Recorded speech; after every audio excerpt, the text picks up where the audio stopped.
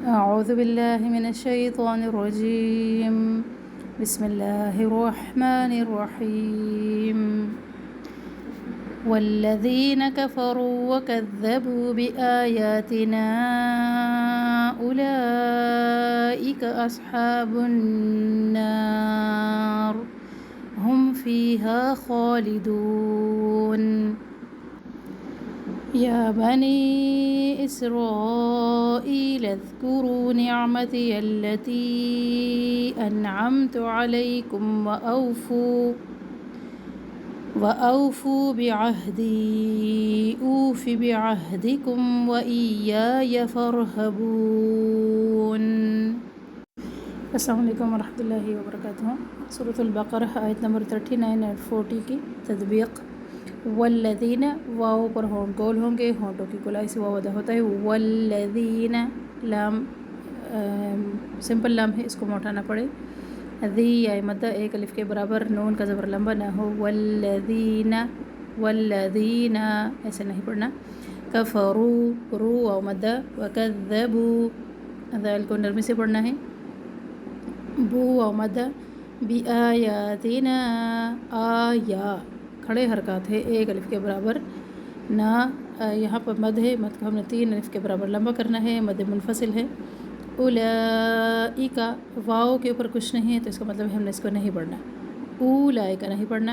اولئک یہاں پر بھی مد ہے، اس مد کو مد متصل ہے، جوائنٹ مد ہے، اس کو بھی 3 الف کے برابر لمبا کھینچے.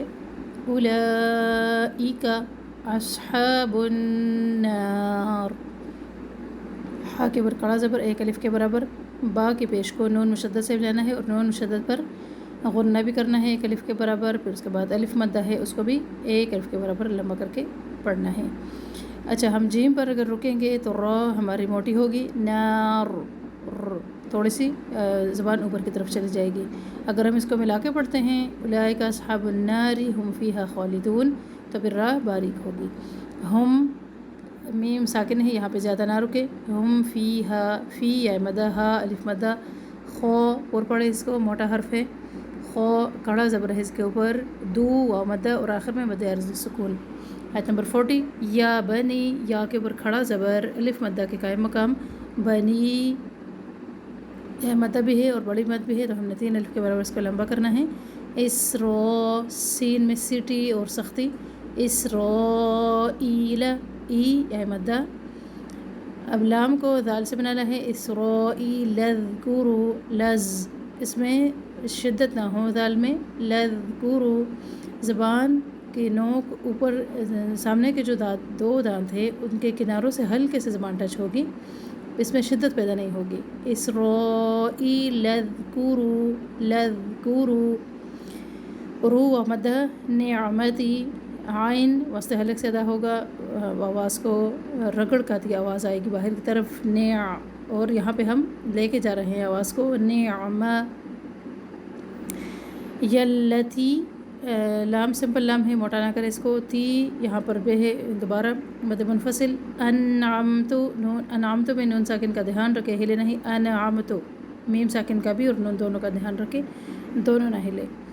علیکم لئی یا لین. و اوفو پہلا واو جو ہے او واو لین اور دوسرا فو جو ہے واو مدہ ہے تو مقدار برابر رکھے. اوفو بعہدی. ہا رگڑ کھاتی سانس کے ساتھ باہر آواز آئے گی. عہدی. دی یا مدہ بھی ہے اور مد منفصل. اوفی واو مدہ. فا کی زیر کو لمبا نہ کرے. بعہدکم. یا جو ہے منہ کے خلا سے ادا ہوتا ہے، نہ اس میں زبان ٹچ ہوتی ہے نہ دان ٹچ ہوتے ہیں، تو اس کو یا اس میں شدت نہ لے کے آئیں. یا پہلے یا تشدید کے ساتھ اور پھر یا مدہ پھر دوسرا جو ہے پہلی یا مدہ ہے اور دوسرا یا جو ہے الف کے ساتھ ہے، الف مدہ. یا اور دوسری یا جو ہے سمپل زبر ہے اس کے اوپر، اس کو لمبا نہ کرے. یہاں پر را جو ہے اس کو ہم نے موٹا پڑھنا ہے. فرہبون. بو واو مدہ اور آخر میں مد عرض سکون. نحمده ونصلی علی رسولہ الکریم اما بعد فاعوذ باللہ من الشیطان الرجیم بسم اللہ الرحمن الرحیم۔ سورہ البقرہ کی آیات نمبر 39 اور 40 39 اور 40 کو آج ہم دیکھیں گے، اس کا ترجمہ اور روٹ ورڈز۔ آغاز کرتے ہیں۔ اعوذ باللہ من الشیطان الرجیم۔ والذین، اور وہ لوگ، کفروا، جنہوں نے کفر کیا، جنہوں نے انکار کیا، وکذبوا، اور جنہوں نے جھٹلا دیا، بآیاتنا، ہماری آیات کو، ساتھ ہماری آیات کو، اولئک، یہی وہ لوگ ہیں، یہ وہی لوگ ہیں، اصحاب النار، ساتھی ہیں آگ کے، ہم وہ، فیہا، اس میں، خالدون، ہمیشہ رہیں گے، ہمیشہ رہنے والے ہیں۔ روٹ ورڈز پہ چلتے ہیں۔ کذبو، کاف زال با، کذبو، انہوں نے جھٹلایا۔ کذب سے ہے، معنی ہوتا ہے جھوٹ بولنا، جھوٹ کہنا اور جھٹلا دینا۔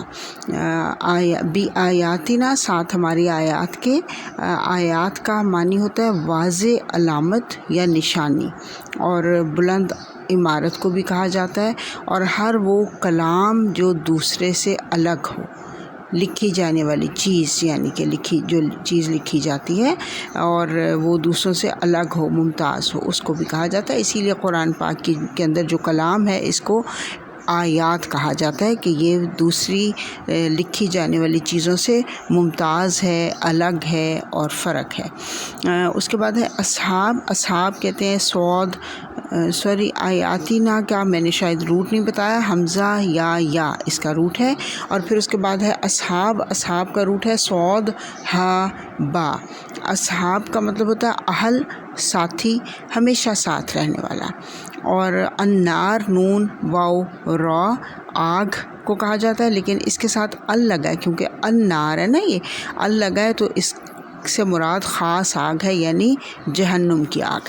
اس کے بعد ہے خالدون، خا لام دال روٹ ہے، ہمیشہ رہیں گے۔ خالدون کی جمع ہے خالدون۔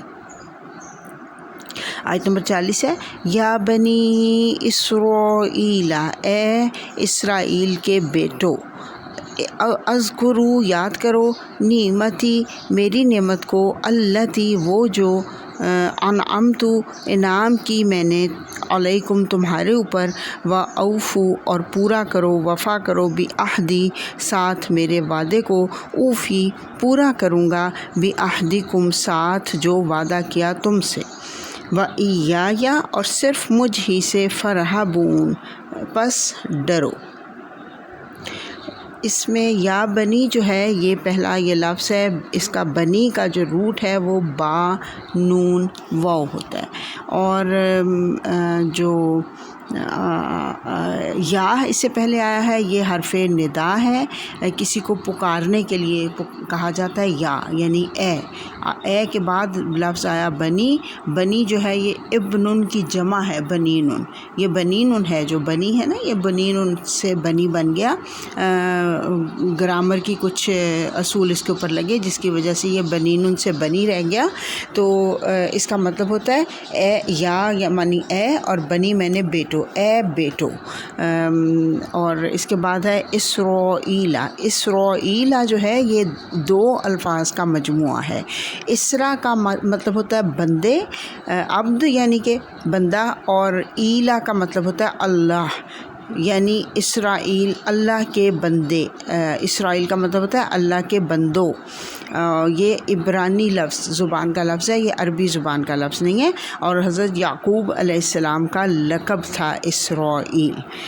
اس کے بعد ہے اذکروا، زال کاف را، یاد کرنا، ذکر کرنا، نعمتی، نون عین میم، نعمت میری۔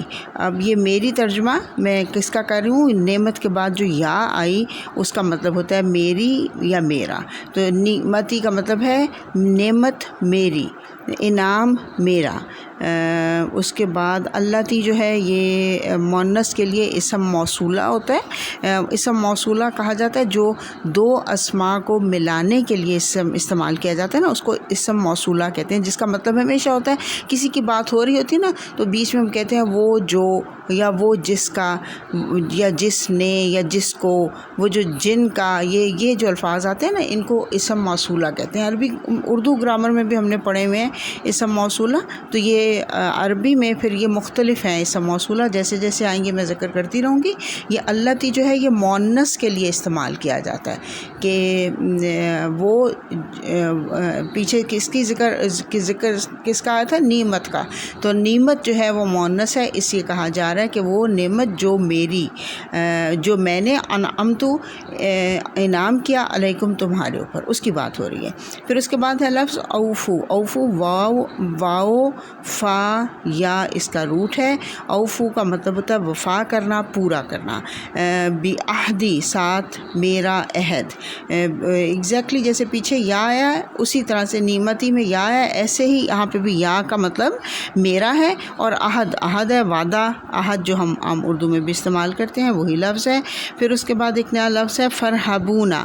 فرحبونا را ہم ہا با، اس کا روٹ ہے رہبا. اس کا مطلب ہوتا ہے پس ڈرو. اور ایسے خوف کو کہتے ہیں جس میں احتیاط شامل ہوتی ہے، اور گوشہ نشینی اور عبادت گزاری بھی اس سے مراد ہوتی ہے. اور رہبانیت جو عیسائیت میں آ گئی ہے نا وہ بھی اسی لفظ سے بنا ہے. رہبانیت بھی اسی لفظ سے بنا ہے. رہبانن آتا قرآن میں. ان کے جو عیسائیوں کے گوشہ نشین تھے، جو ان کے پادری تھے، پریس تھے، ان کے لیے لفظ یہی آتا ہے رہبانن. تو یہاں روٹ یہی ہے، رہبا روٹ ہے اس کا، جس سے یہ لفظ نکلا. اچھا، اس سے پیچھے ایک لفظ ہے جو بیان کرنا رہ گیا، یا ہوتا ہے. یا کا مطلب ہوتا ہے صرف، اور یا میں پیچھے 2 دفعہ آج ہم 2 آیات میں 2 دفعہ ذکر آ چکا ہے. یا کا مطلب میں نے پہلے بھی بتایا میرا یا میری. چھوٹی یا جو ہوتی ہے اس کا مطلب یہ متکلم کے لیے ہوتی ہے، بولنے والا کہہ رہا ہوتا ہے کہ میرا. تو یہ کہا گیا یا صرف مجھ ہی سے، صرف میرے سے، اس کا مطلب ہے. تو بس الحمدللہ مکمل ہوا. آخر دعوانا ان الحمدللہ رب العالمین. نحمدہ و نصلی علی رسولہ الکریم. اما بعد، فاعوذ باللہ من الشیطان الرجیم. بسم اللہ الرحمن الرحیم. رب اشرح لی صدری ویسر لی امری واحلل عقدۃ من لسانی یفقہوا قولی واجعل لی وزیرا من اہلی. اللہم فقہنا فی الدین. رب زدنی علما. رب یسر ولا تعسر وتمم بالخیر. الحمدللہ آج ہم سورہ البقرہ کی آیت نمبر 39 اور 40 کو سمجھنے کی کوشش کریں گے.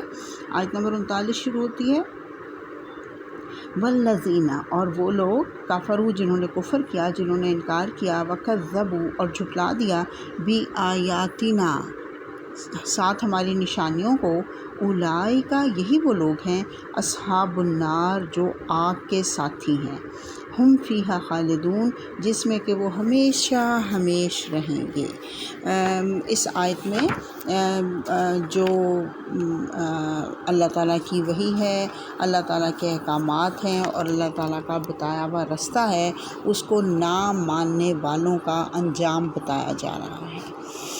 حضرت آدم علیہ السلام جنت سے آئے اور ہماری منزل بھی جنت ہے. یہ دنیا ایک امتحان گاہ ہے جہاں پہ ہر انسان آزمایا جاتا ہے، کیونکہ انسان دنیا میں آیا ہی آزمائش کے لیے ہے. اس آزمائش سے کامیابی سے گزرنے والے ہی دراصل کامیاب ہوتے ہیں.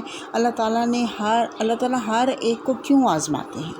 اس لیے تاکہ دیکھیں کہ کون جنت میں جانے کے قابل ہے، کون امتحان میں کامیاب ہوتا ہے، کھرے اور کھوٹے کی پہچان کرنے کے لیے. اور یاد رکھیے منزل تک صرف وہی پہنچتا ہے جو صحیح راستہ اختیار کرتا ہے. منزل تک پہنچنے کے لیے صحیح راستے کا اختیار کرنا بہت ضروری ہے. اور صحیح راستہ کیا ہے؟ صراط مستقیم. پچھلی آیات میں جو ہم نے پڑھا کہ جو جنت کی طرف لے جانے والا راستہ ہے وہ قرآن اور حدیث سے پتہ چلتا ہے.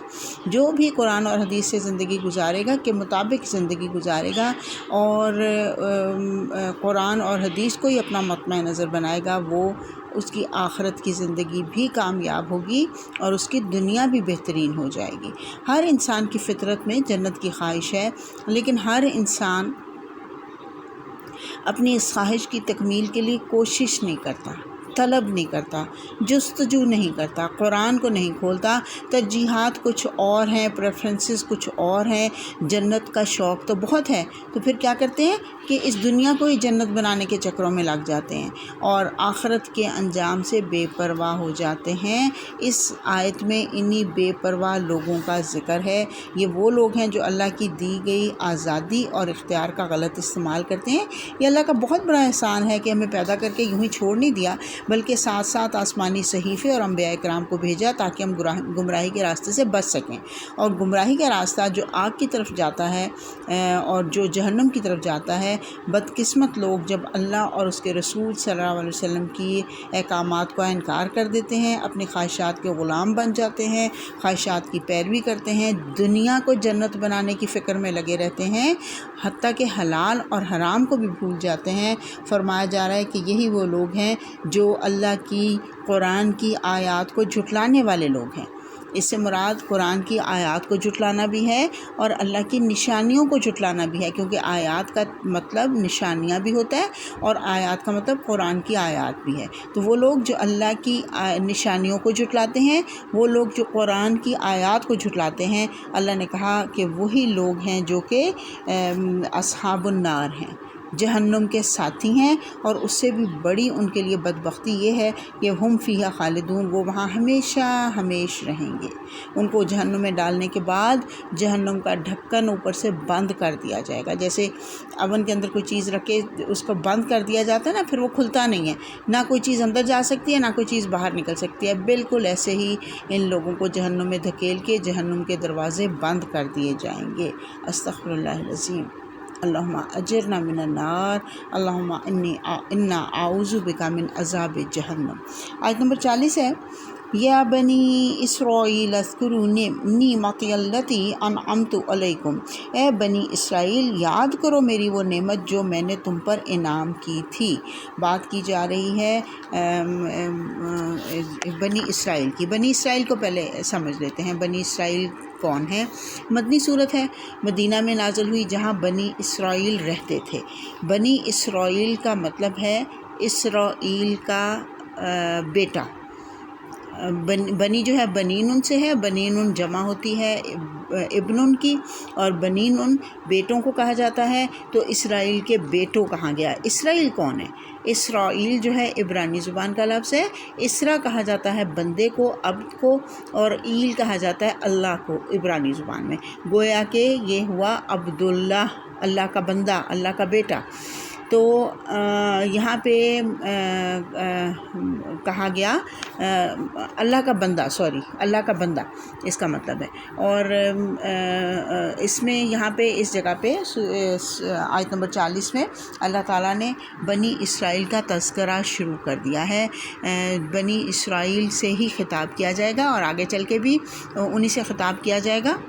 تو بنی اسرائیل جو مسلمانوں سے پہلے کے مسلم قوم تھی، انہوں نے جب اللہ کی آیات کا انکار کیا، اللہ کے ساتھ وعدہ خلافی کی، تو اللہ تعالیٰ نے ان کو ان کے عہدے سے معزول کر کے مسلمانوں کو اس عہدے پر سرفراز کیا۔ اب مسلمانوں کو بتایا جا رہا ہے کہ انہوں نے کون کون سی غلطیاں کی تھیں، تو ہمیں بھی وارن کیا جا رہا ہے کہ اگر تم بھی وہ غلطیاں کرو گے تو تمہارا بھی انجام وہی کچھ ہوگا۔ یہ سوچ کے ان آیات کو ہم نے پڑھنا ہے، اور دراصل یہ مثال دے کر ہمیں سمجھایا جا رہا ہے کہ جو ڈیوٹیز ان کو دی تھیں انہوں نے ان کو پورا نہیں کیا، اگر تم فلفل نہیں کرو گے تو تمہیں بھی فارغ کر دیا جائے گا۔ تو یہی سمجھ کے ہم ان کو پڑھیں گے، ان آیات کو۔ سب سے پہلے ان آیات میں اللہ تعالیٰ ان کو اپنی نعمتیں یاد دلا رہے ہیں کہ جو جو انعامات ان پر کیے گئے تھے۔ تو جیسے کہ میں نے بتایا کہ بنی اسرائیل جو ہے اس کا مطلب ہوتا ہے اسرائیل کے بیٹوں، اور اسرائیل دراصل حضرت یعقوب علیہ السلام کا لقب تھا۔ ہم پس منظر دیکھتے ہیں کہ مکہ میں بنی اسماعیل اور مدینہ میں بنی اسرائیل آباد ہوئے تھے۔ کہاں سے آئے تھے یہ؟ حضرت ابراہیم علیہ السلام نے سب سے پہلے جو جد امجد ہیں ان کے، وہ حضرت ابراہیم علیہ السلام ہیں۔ انہوں نے اپنے بھتیجے لوط علیہ السلام اور اپنی بیوی سارہ علیہ السلام کے ساتھ فلسطین کی طرف ہجرت کی۔ تو سفر کے دوران ایک بادشاہ نے اپنی بیٹی ہاجرہ کو سارہ علیہ السلام کی خدمت کے لیے پیش کر دیا۔ سارہ علیہ السلام نے حضرت ہاجرہ کو حضرت ابراہیم علیہ السلام کو ہبا کر دیا، جن سے ان کا ایک بیٹا حضرت اسماعیل علیہ السلام پیدا ہوئے۔ جب یہ سب مکہ پہنچے تو حضرت ابراہیم علیہ السلام نے اللہ کے حکم سے حضرت ہاجرہ اور حضرت اسماعیل کو مکہ میں چھوڑ دیا، اپنے بڑے بیٹے اور اپنی بیوی کو مکہ میں چھوڑ دیا، اور خود سارہ علیہ السلام کو لے کر فلسطین چلے گئے۔ مکہ میں کوئی پانی نہیں تھا، کوئی گھر، کوئی سایہ، کوئی آبادی نہیں تھی، تو پانی کی تلاش میں حضرت ہاجرہ نے صفا اور مروہ کے درمیان 7 چکر لگائے۔ حضرت اسماعیل جو کہ شیرخوار بچے تھے، پہاڑیوں پر ان کو لٹایا ہوا تھا، انہوں نے پیاس سے بےتاب ہو کر اپنی ایڑیاں رگڑیں تو آب زمزم نکل آیا۔ پانی کی وجہ سے وہ سنسان جگہ آباد ہو گئی۔ حضرت محمد صلی اللہ علیہ وسلم حضرت اسماعیل علیہ السلام کی اولاد میں سے تھے۔ بڑھاپے میں حضرت سارہ علیہ السلام کو بھی اللہ تعالیٰ نے بیٹے حضرت اسحاق اور پھر پوتے یعقوب علیہ السلام کی خوشخبری دی، جس کا آگے قرآن میں ذکر آئے گا۔ یعقوب علیہ السلام کا مطلب ہے عقب۔ عقب کو کہتے ہیں نا، عقب کہتے ہیں پیچھے کو، بعد میں آنے والے کو کہا جاتا ہے۔ تو یعقوب علیہ السلام اپنے جڑواں بھائی عیس کے بعد پیدا ہوئے تھے، اور بعد میں پیدا ہونے کی وجہ سے ان کا نام یعقوب پڑ گیا۔ ان جڑواں بھائیوں کے والد اسحاق علیہ السلام تھے، اور انہوں نے اپنے بیٹے یعقوب کو دعا دی تھی کہ اللہ ان کی نسل سے انبیاء پیدا کرے گا، اور اللہ تعالیٰ نے ان کی دعا کو قبول کر لیا۔ اور کہا جاتا ہے کہ 1,24,000 پیغمبروں میں سے صرف 10 پیغمبر تھے جو بنی اسماعیل میں پیدا ہوئے، باقی تمام کے تمام انبیاء کرام بنی اسرائیل کے اندر پیدا ہوئے۔ حضرت اسحاق علیہ السلام کی اولاد جو تھی یہ تھی، اور حضرت اسحاق نے عیس کو بھی اولاد میں کثرت کی دعا دی تھی، اور اللہ تعالیٰ نے وہ بھی پوری کر دی۔ حضرت یعقوب کے 12 بیٹے تھے۔ اب سلسلہ دیکھیے، حضرت ابراہیم علیہ السلام، اور پھر حضرت اسحاق علیہ السلام، اور پھر حضرت یعقوب علیہ السلام، اور پھر حضرت یعقوب کے آگے اولاد میں حضرت یوسف علیہ السلام۔ 4 نسل کے اندر نبوت چلی ہے یہ۔ تو حضرت یعقوب کے 12 بیٹے تھے، 10 ان کے ایک بیوی سے تھے، پہلی بیوی سے، اور پھر 2 بیٹے یوسف اور بنیامین دوسری بیوی سے تھے۔ بنیامین کی ولادت کے وقت ان کی ماں فوت ہو گئی تھی، اور بنیامین کے معنی ہی ہوتے ہیں مردہ ماں کا بیٹا۔ حضرت اسماعیل، اب دوسری طرف دیکھیے، دوسرے بیٹے حضرت اسماعیل جو بڑے بیٹے تھے حضرت ابراہیم علیہ السلام کے، وہ ان کے بعد ان کی قوم کے اندر 2000 سال تک کوئی نبی نہیں آیا، کوئی کتاب نہیں ملی، لہٰذا وہ دین کا علم نہ ہونے کے باعث شرک میں مبتلا ہو گئے تھے۔ بنی اسماعیل کہاں آباد ہوئے تھے؟ حضرت اسماعیل مکہ میں گئے تھے نا، تو مکہ میں آباد ہو گئے تھے بنی اسماعیل۔ اور جو بنی اسرائیل تھے دوسری طرف وہ اہل علم تھے، ان کے پاس کتابیں تھیں، انبیاء بھی تسلسل سے آ رہے تھے، اور انہوں نے اپنی الہامی کتابوں میں پڑھا کہ آخری نبی کا وطن مدینہ ہوگا، تو یہ بھی مدینہ آ کر آباد ہو گئے تھے تاکہ ہم سب سے پہلے آخری نبی پر ایمان لانے والے بن جائیں۔ وہاں کافی عرصے تک یہ انتظار کرتے رہے، اور اہل مکہ کیونکہ شرک کرنے لگ گئے تھے اس لیے ان کو مشرکین کہا جاتا تھا، اور کتاب کا علم نہ ہونے کی وجہ سے ان کو کم علم اور امی اور جاہل سمجھا جاتا تھا، اور بنی اسرائیل کو اہل کتاب کہا جاتا تھا، اور لوگ ان سے آ کر اپنے مسئلے پوچھا کرتے تھے، گویا ان کو بڑا سمجھتے تھے، اور یہود کو ایک خاص حیثیت حاصل ہو گئی تھی۔ جب حضور صلی اللہ علیہ وسلم ہجرت کر کے مکہ سے مدینہ آئے تو بہت سے لوگ تو پہلے ہی مان لائے ہوئے تھے، اور باقی بھی تیزی سے مان لانے لگے۔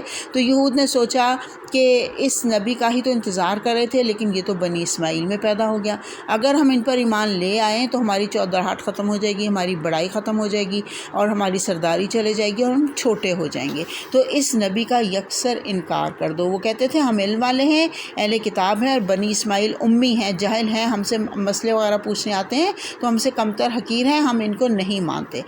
پچھلی آیات میں ابلیس اور آدم علیہ السلام کا واقعہ انہیں کو سنایا گیا تھا۔ وہ واقعہ بنی اسرائیل کو اس لیے سنایا گیا تھا کہ دیکھو تمہارا رویہ بھی ابلیس والا ہے، اس نے بھی اللہ سبحانہ و تعالیٰ کا حکم اسی لیے نہیں مانا تھا کہ میں افضل ہوں اور آدم حقیر ہیں، پھر اس کا انجام کیا ہوا، تو اس جیسے رویے اور انجام سے ڈرو۔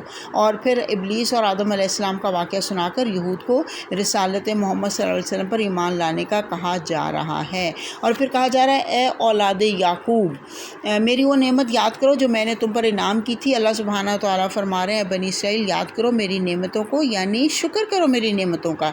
उज़्कुरू के मानी है शुक्र करो, हमें भी नेमतों का शुक्र अदा करना चाहिए। अल्लाह ताला फरमा रहे हैं नीमती मेरी नेमत। ये एक नेमत की बात नहीं हो रही, क्योंकि अल्लाह ताला की नेमतें इतनी जामे हैं कि एक एक नेमत के अंदर लाखों नेमतें छुपी हुई होती हैं।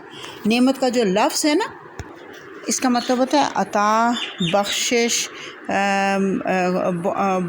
इनाम, जो भी इसका मतलब, ये भी इसका मतलब किया गया। तो बहरहाल अल्लाह ताला अपनी नेमतों पे शुक्रगुजारी की तरफ उनको राग़िब कर रहे हैं। अच्छा, इससे पहले हम देखते हैं कि जो कि मैं तारीख़ बता रही थी कि हज़रत यूसुफ़ अलैहिस्सलाम जो हैं उनके बेटे हज़रत याकूब अलैहिस्सलाम के, हम देखते हैं कि वो अल्लाह के हुक्म से सूरह यूसुफ़ के अंदर हम पढ़ेंगे कि वो कैसे मिस्र में पहुंच गए थे और फिर वहाँ पे उन्होंने बाकायदा हुकूमत कायम कर ली थी। और वहाँ पे जो उस ज़माने में फ़िरऔन, उस ज़माने में मिस्र में फ़िरऔन नहीं होते थे बल्कि चरवाहे बादशाह कहा जाता था उस ज़माने में, क्योंकि दरअसल मिस्र में उस वक़्त इधर उधर के बस जो लोग थे वो आके उनकी हुकूमत कायम हो गई थी। जो असल नेटिव थे, असल इलाके के रहने वाले थे, उनकी हुकूमत नहीं थी। लेकिन कई 100 साल तक हज़रत यूसुफ़ अलैहिस्सलाम की जो औलाद है वो वहाँ पे पीरज़ादों की तरह से रही, बहुत इज़्ज़त इकराम उसको दिया जाता रहा। लेकिन फिर जब मिस्र के अंदर फ़िरौनियों ने हुकूमत कायम कर ली, जो किब्ती असल वहाँ के रहने वाले थे, तो उन्होंने हज़रत यूसुफ़ की औलाद को यानी बनी इसराइल को ग़ुलाम बना लिया। और वो जो बादशाह थे उनको एकदम से ग़ुलाम बना लिया गया। और फिर हज़रत मूसा अलैहिस्सलाम को भेजा गया उसके फ़िरौन के दरबार में, और उसने जो फ़िरौन था उस ज़माने का, रामसेस था, जिससे उनकी मुलाकात हुई, बातचीत हुई। उन्होंने उनसे की कोशिश की उनसे इजाज़त लेने की कि आप हमें यहाँ से जाने दें, लेकिन जब नहीं उन्होंने जाने दिया तो फिर वो अल्लाह के हुक्म से निकल कर पड़े। और फिर अल्लाह ताला ने सारे फ़िरौनियों को, अहले मिस्र को समंदर में गर्क कर दिया और ये लोग निकल के बाहर आ गए वहाँ से, मिस्र से, और ये फ़लस्तीन की तरफ चले, क्योंकि इनका असल वतन तो फ़लस्तीन था। और वहाँ पे रास्ते में फिर ये सहरा में से गुज़र रहे थे, लेकिन इन्होंने अल्लाह ताला के हुक्म की नाफरमानियाँ की। पहली नाफरमानी तो ये की कि निकलते इन्होंने कहा अपने उससे मूसा अलैहिस्सलाम से कि हमें भी वैसा ही कोई माबूद बना दो जैसा कि इर्द गिर्द के लोग पूज रहे थे, बुतों को पूज रहे थे। अल्लाह के आज़ादी जैसी नेमत से अल्लाह ने सरफराज किया और ये बुतों को पूजने की ख्वाहिश का इजहार कर रहे थे। हज़रत मूसा सख्त नाराज़ हुए। हज़रत मूसा तौरात लेने के लिए जब पहाड़ पे गए, कोहे तूर पर, इन्होंने पीछे से बछड़े को माबूद बना लिया। एक और नाशुक्रगुजारी की अल्लाह की नेमत की। फिर उसके बाद जब इनको हुक्म दिया गया कि दाखिल हो जाओ फ़लस्तीन में, तो इन्होंने कहा कि हाँ जाओ मूसा, तुम और तुम्हारा खुदा लड़ो, क्योंकि वहाँ तो बहुत सख्त कौम आबाद थी इमालका की, उनसे हमें बड़ा डर लगता है। फिर अल्लाह की नाफरमानी की। फिर अल्लाह ताला ने 40 साल तक इनको भटका दिया। ये भटकते रहे सहराओं के अंदर, और फिर हज़रत मूसा के एक शागिर्द यूशे बिन नून की क़यादत में ये फ़लस्तीन में दाखिल हो सके। 40 साल तक सहरा में ये भटकते रहे। और फिर ये जब दाखिल हो गए शहर में, तो फिर इन्होंने आपस में लड़ाइयाँ झगड़े करना शुरू कर दिए। ये भी अल्लाह की नाशुक्री थी। इनमें से एक जो अपने आप को इसराइली और दूसरे यहूदा कहने लगे, क्योंकि हज़रत यूसुफ़ के बड़े भाई का नाम यहूदा था, उनकी निस्बत से उन्होंने अपने नाम यहूदा रख लिया। तो बाहम इख्तिलाफ़ात के अंदर ये हो गए, पिस गए। और 800 कबल मसीह में अशूरियों के हाथों बहुत बड़ा हमला हुआ और इनको तबाह बर्बाद कर दिया गया। फिर उसके बाद बाबलियों ने हमले किए इनके ऊपर 600 कबल मसीह में, और इनके हैकल तक को तबाह बर्बाद कर दिया गया और तौरात को मुकम्मल तौर पर जला दिया गया और इनमें शदीद दीनी ज़वाल आ गया। फिर सिकंदर आज़म के दौर में 400 कबल मसीह में रोमियों ने, ये लोग रोम का हिस्सा बन गए। तो इन पर जो है ना वो पै दर पै जो महकूमियत का दौर ये गुजार रहे थे, तो उसकी वजह से इनके अंदर ये बहुत सारे दीनी बिगाड़ पैदा हो गए। उस दौर में इनके अंदर दीनी बिगाड़ पैदा हो गया। फिर इन्होंने अपने आप को ये कहना शुरू कर दिया कि हम अल्लाह के पसंदीदा बंदे हैं, हम chosen people of the God हैं, और हमें अल्लाह ताला हमें कभी भी जहन्नुम में नहीं फेंकेगा। پھر پہلی صدی عیسوی میں رومیوں نے یہ پروگرام بنایا کہ سارے یہودیوں کو ختم کر دیا جائے، تو فلسطین میں سارے یہودیوں کو ختم کر دیا گیا۔ اسی دور میں کچھ قبیلے مدینہ میں جا کر آباد ہوئے، اس کے بعد ان کو فلسطین میں جانا نصیب نہیں ہوا اور وہاں پر عیسائیوں کی حکومت بن گئی۔ اور جس پادری نے حضرت عمر فاروق کو بیت المقدس کی کنجی دی تھی، جب حضرت عمر فاروق کے دور میں بیت المقدس فتح ہوا، تو اس نے یہ شرط رکھی تھی کہ آپ یہاں کسی یہودی کو گھسنے نہیں دیں گے، کیونکہ وہ ملک کا امن برباد کر کے فساد کرتے ہیں۔ تو تقریباً 2000 سال تک یہ اپنے وطن کو واپس نہ لوٹ سکے، اور پھر 1948 میں کچھ دوسری اقوام کے ساتھ مل جل کر ایک نئی ریاست انہوں نے اسرائیل کے نام سے آباد کرنے کی کوشش کی، اور دیگر جگہوں سے پکڑ کر اپنے یہودیوں کو یہاں پہ لا کے آباد کیا اور مقامی لوگوں پر ظلم کیا۔ جب تورات جلا دی گئی تو انہیں دین کا علم بھول گیا۔ تقریباً 100 سال بعد حضرت عزیر نے اپنے حافظے سے تورات لکھی، اور پھر جو لوگ اس میں کچھ چاہتے تھے وہ لکھتے جاتے تھے، جو چاہتے تھے مٹاتے جاتے تھے۔ لیکن ایک وقت آیا کہ جو آخرت کا تصور ہی ان کے دین میں سے ختم ہو گیا۔ پھر یہ اس عقیدہ ان کے ہاں یہ تھا کہ جس کا پہلے بھی میں ذکر کر چکی ہوں کہ یہ ان کا عقیدہ تھا کہ یہودی جو ہے وہ کبھی بھی جہنم میں نہیں جائیں گے۔ پوری دنیا کی زندگی 7000 سال ہے، تو اس میں سے اگر ایک سال کا ایک دن کیا جائے تو 7 دن تک شاید ہمیں جہنم میں ڈالا جائے، پھر نکال لیا جائے گا۔ اور ایک عقیدہ یہ ہے کہ 40 دن ہم نے بچڑے کی پوجا کی تھی، تو 40 دن ہی ہمیں جہنم میں ڈال کے پھر ہمیں نکال دیا جائے گا۔ تو بہرحال یہ ان کے بگڑے ہوئے عقائد ہیں۔ سورہ البقرہ کے اندر اللہ تعالیٰ نے ہمیں سکھا دیا کہ ہم اللہ سے دعا مانگیں کہ اللہ ہمیں مغضوب علیہم کے راستے پر نہ چلانا۔ تو ہم ان کی تاریخ کا جائزہ لیتے ہیں کہ اسرائیلیوں کو کیوں اللہ تعالیٰ نے مغضوب علیہم کہا ہے، حالانکہ پہلے یہ اللہ کے چنے ہوئے لوگ تھے، اللہ نے ان کو چنا تھا، ہدایت دی تھی، لیکن کیونکہ انہوں نے ناشکریاں کی، اللہ نے شروع میں ان کو کہہ دیا تھا کہ اگر تم پلٹ آؤ گے تو اللہ کی رحمت تمہیں ملے گی، اور اگر نہیں آتے تو بہرحال اللہ کی رحمت سے تم دور کر دیے گئے ہو، مغضوب علیہم بنا دیے گئے ہو۔ تو یہ جو ان کی جو خرابیاں تھیں نا بنی اسرائیل کی، وہ یہاں پہ شروع میں سورہ البقرہ میں بڑی تفصیل کے ساتھ بتا دی گئی ہیں۔ کچھ کا میں نے حوالہ دے دیا ہے، کچھ ہم ساتھ ساتھ پڑھیں گے، اور پھر اللہ تعالیٰ ہمیں بتا رہا ہے کہ ان کا انجام دیکھ لو، اور امت مسلمہ کو یہ بتایا جا رہا ہے کہ یہ پسندیدہ ترین امت تھی، لیکن عقیدہ آخرت کا بگاڑ پیدا ہوا تو یہ اللہ کی پکڑ میں آ گئی، اور اللہ نے ان کے اوپر اللہ تعالیٰ غضبناک ہوا۔ تو ہمیں دعا سکھا دی گئی کہ ہم اللہ سے دعا کریں کہ اللہ ہمیں ان کے راستے پر نہ چلانا، اور ساتھ ساتھ ہم نے کوشش کرنی ہے کہ جو ان کے طریقے ہیں ہم ان طریقوں پر نہ چلیں کبھی بھی، اور ہم اپنے طریقوں پر جو اللہ نے ہمیں سکھائے ہیں، حضور صلی اللہ علیہ وسلم نے ہمیں سکھائے ہیں، ہم ان کو لے کر آگے چلیں۔ اچھا، یہاں پہ اب بات ہو رہی ہے کہ مدینہ میں، کیونکہ یہ جب میں نے بتایا نا انہوں نے رومیوں نے کہا کہ ہم فلسطین سے ختم کر دیں گے، تو بہت سارے لوگ مدینہ میں آ کر آباد ہوئے تھے، کیونکہ ان کو پتہ تھا وہاں پہ آخری نبی نے آنا ہے۔ تو ان کے 3 بڑے قبیلے مدینہ میں آ کے آباد ہوئے تھے، بنو نذیر، بنو قینقہ پہلے جو مدینہ کے اندر آباد تھا، اور مدینہ سے باہر 2 بستیاں تھیں، بنو نذیر کی اور بنو قریظہ کی، اور یہ لوگ اسلحہ سازی کرتے تھے اور سود پر پیسہ دیتے تھے، یہ ان کا طریقہ تھا۔ اور اسی طرح سے یہ پورے اس کے اوپر نا معاشی، اس کے اوپر ان کی منوپلی قائم تھی، معاشی طور پر یہ بڑے اسٹرانگ تھے یہ لوگ۔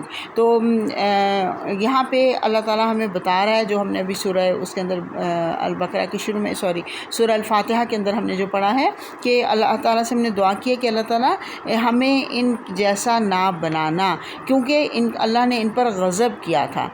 ضربت علیہم الذلۃ ومسکنۃ وباءوا بغضب من اللہ، ایسا کیوں ہوا؟ اللہ کیوں پلٹا ان کی طرف غضبناک ہو کر؟ اللہ تعالیٰ فرماتا ہے کیونکہ انہوں نے دین کے اندر بگاڑ پیدا کر دیا تھا، اور انہوں نے اللہ کے اور نبی کے انبیاء کو قتل بھی کیا تھا، اور اللہ اور انبیاء کے نام پر انہوں نے دین کے اندر ایسی چیزیں شامل کر لی تھیں جو حقیقت میں بالکل کہیں پہ بھی دین میں جن کا نہیں تھا، وجود نہیں تھا۔ تو اس لیے یاد رکھیے، دین میں تحریف کرنے والوں کو، دین میں بدعات کرنے والوں کو، دین میں گمراہیاں کرنے والوں کو کے اوپر اللہ ہمیشہ غضبناک ہوتا ہے۔ اللہ تعالیٰ نے بنی اسرائیل کو روحانی نعمتیں بھی کثرت سے عطا کی تھیں، اور اللہ تعالیٰ انہی کا یہاں پہ ذکر کر رہے ہیں کہ یاد کرو میں نے تم پر کیا کیا انعامات کیے تھے، ہزاروں انبیاء تمہارے اندر آئے، بادشاہ آئے، آسمانی کتابیں نازل ہوئیں، فرعون سے نجات دی، بادلوں کا سایہ کیا، آسمان سے کیا کیا نعمتیں اتاری، من و سلوہ اتارا، 12 چشمے عطا کیے، دشمنوں پر فتح عطا کی، نبوت عطا کی، لیکن انسان بڑا ہی احسان فراموش اور ناشکرا ہے۔ وہ ان نعمتوں کو نعمتیں سمجھتا ہی نہیں، ٹیکن فار گرانٹیڈ لیتا ہے کہ یہ تو بس مجھے تو یہ ملنا ہی چاہیے، اور اگر وہ یہ ٹیکن فار گرانٹیڈ لیتا ہے تو پھر وہ شکر ادا نہیں کرتا۔ تو اللہ نے کہا، میں نے ان کو کہا تھا کہ اوفو بعہدی اوفی بعہدکم وایای فرحبون، تم مجھ سے کیا گیا وعدہ پورا کرو تاکہ میں تم سے کیا گیا وعدہ پورا کروں، اور صرف مجھ ہی سے تم ڈرو۔ یہ وعدہ موسیٰ علیہ السلام کی زبانی بنی اسرائیل سے لیا گیا تھا کہ بنی اسماعیل کی نسل میں سے آخری نبی آئے گا، تم اس پر ایمان لے آنا اور تم اس کی مدد کرنا، اور بدلے میں اللہ تعالیٰ نے فرمایا کہ میں تمہاری کمیاں کوتاہیاں دور کر دوں گا اور تمہیں بخش دوں گا۔ یہ اللہ کا وعدہ تھا، اور تمہیں جنت میں داخل کر کے تمہیں دوہرا اجر دیا جائے گا، ایک موسیٰ علیہ السلام پر ایمان لانے کا، دوسرا محمد صلی اللہ علیہ وسلم پر ایمان لانے کا۔ اور اب کہا جا رہا ہے کہ تم اپنا وعدہ پورا کرو کہ محمد پر ایمان لے آؤ، تو میں بھی اپنا وعدہ پورا کروں گا کہ تمہیں بخش دوں گا، دوہرا اجر دوں گا۔ تورات میں بھی واضح طور پر کہا گیا تھا کہ ان کے بھائیوں میں سے تیری مانند ایک نبی نازل کروں گا، اور اس میں کے منہ میں اپنا کلام ڈالوں گا، اور وہی کچھ بتائے گا جو تم کو اس سے پہلے پتہ ہے۔ لیکن انہوں نے نبی صلی اللہ علیہ وسلم کا مذاق اڑایا، نعوذ باللہ، اور ان کی بات نہیں مانی، کیونکہ پہلے جیسا کہ میں پہلے ذکر کر چکی ہوں، ان کو یہ تھا کہ یہ تو کمتر لوگ ہیں، یہ تو حقیر لوگ ہیں، یہ تو امی لوگ ہیں، اور اللہ تعالیٰ نے کہا تھا اس کی بات مانو، وَإِيَّايَ فَارْهَبُونَ، اور مجھ ہی سے ڈرو۔ اور یہاں پہ کہا جا رہا ہے کہ لوگوں سے نہ ڈرو بلکہ مجھ سے ڈرو اور میری بات کو مانو، لیکن ان لوگوں نے اللہ کی بات نہیں مانی، نبی صلی اللہ علیہ وسلم پر ایمان نہیں لے کر آئے، اور اس وجہ سے پھر اللہ تعالیٰ اب یہاں پہ اس آیت میں تو یہاں تک بات ختم ہو گئی، لیکن آگے چل کے ہم اس کو پوری تفصیل سے انشاءاللہ ساتھ ساتھ پڑھتے رہیں گے کہ کیسے اللہ تعالیٰ ان کے اوپر غضبناک ہوا۔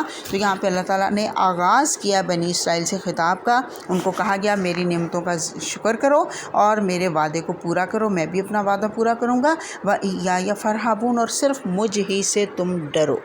میں یہاں تک اس کو مکمل کرتے ہیں الحمدللہ پہلی آیت کو، جو اس بنی اسرائیل کے تذکرے سے شروع ہوئی۔ کیونکہ بنی اسرائیل کا ذکر آگے ہم نے بہت پڑھنا ہے، اس لیے میں نے مناسب سمجھا کہ آپ کو اس کا ہسٹری بتا دوں، تاریخ بتا دوں کہ بنی اسرائیل تھے کون اور ہیں کون۔ انشاءاللہ آگے ہم پڑھتے جائیں گے، آپ کے ذہن میں تازہ رہے گا، اس کو ذرا بار بار دھیان سے سنیے گا، اس میں بہت اہم واقعات ہیں، یہ پوری زندگی کام آنے والے واقعات ہیں، ان کو یاد رکھیں، ان کو دہرا کے یاد رکھیں، تاکہ آئندہ ہم جب قرآن پڑھیں، یہ قرآن پڑھنے کے لیے فائدہ مند ہوں گے انشاءاللہ۔ وآخر دعوانا ان الحمدللہ رب العالمین۔ اللہم انس وحشتی فی قبری، اللہم ارحمنا بالقرآن العظیم واجعلہ لی اماما ونورا وہدی ورحمہ، اللہم ذکرنا منہ ما نسیت وعلمنا منہ ما جہلت وارزقنا تلاوتہ آناء اللیل وآناء النہار واجعلہ لی حجۃ یا رب العالمین۔